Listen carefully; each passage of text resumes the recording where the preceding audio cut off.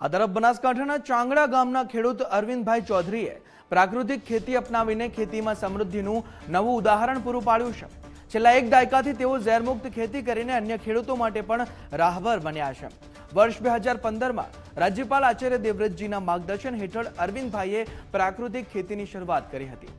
શરૂઆતમાં અનેક મુશ્કેલીઓ અને લોકોની શંકાઓ વચ્ચે પણ તેમણે હિંમત હારી નહીં અને જીવામૃત આધારિત ખેતી ચાલુ રાખી। આજે તેમના ખેતરમાં કોઈ પણ પ્રકારના રાસાયણિક ખાતર કે જંતુનાશક દવાઓનો ઉપયોગ કર્યા વગર સરગવો, ખારેક અને અંજીર જેવા પાકોનું મબલખ ઉત્પાદન લેવામાં આવે છે। અરવિંદભાઈ જણાવે છે કે રાસાયણિક ખેતીમાં ખર્ચ વધુ થતો હતો અને જમીન નિષ્ક્રિય બની જતી હતી, જ્યારે પ્રાકૃતિક ખેતીમાં જમીન જીવંત બની છે અને ખર્ચમાં મોટો ઘટાડો થયો છે।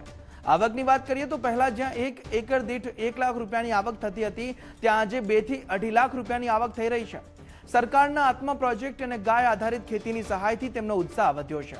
તેમની આ સફળતા દર્શાવે છે કે પ્રાકૃતિક ખેતી એ માત્ર વિકલ્પ નહીં પણ ખેડૂતોનું સશક્ત ભવિષ્ય છે। જ્યારે ખેતી ચાલુ કરી હતી આજથી ધારો કે 2015 આજુબાજુ, ત્યારે બધા મેં જે એમના આચાર્ય સાહેબના પ્રવચન સાંભળ્યું, એમને એવું કીધું કે તમે જો પ્રાકૃતિક ખેતી કરો તો તમારે ખેતરના અંદર કંઈ નાખવાની જરૂર નથી। એક દેશી ગાય હોય તો 30 એકર જમીન તમે ધારો કે એને પ્રાકૃતિક ખેતી કરી શકો। ત્યારે મેં ઘરવાળાને કીધું કે ભાઈ આપણે પ્રાકૃતિક ખેતી કરીએ તો પછી એના અંદર કોઈ ખાતર બીજાની જરૂર નહીં પડતી।